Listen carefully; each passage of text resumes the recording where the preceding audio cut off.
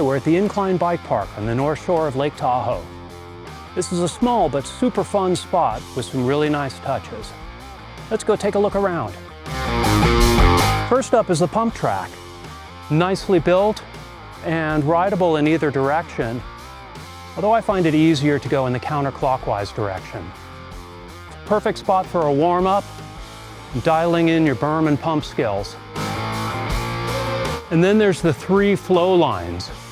Starting over here with the small flow line, this one is really much more like a pump track than an actual jump line.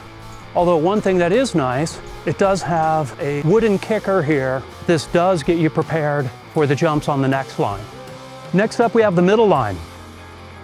And this one does start introducing some jumps, but all of the jumps on this line can be fully rolled. And a couple of the touches that I like are the first jump, hips slightly to the right, and the second jump here, hips slightly to the left. After those first 2 jumps, keep your speed going around this berm here, because then you go into a set of 3 tabletop jumps. Now these are a little bit bigger than the first jumps. Again, table so you can roll them, and they get progressively larger. And finally, things on this line end with this little spine. All right, and here is the third line. This one starts off with a couple of hips, but as you can see, they are a bit larger and no longer rollable. You do have to jump, although they are very forgiving. Second jump on this line, same kind of a thing, except it's a hip to the left.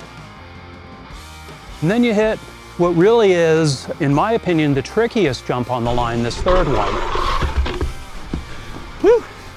It is noticeably taller and steeper, and the main thing is the landing is also quite a bit steeper.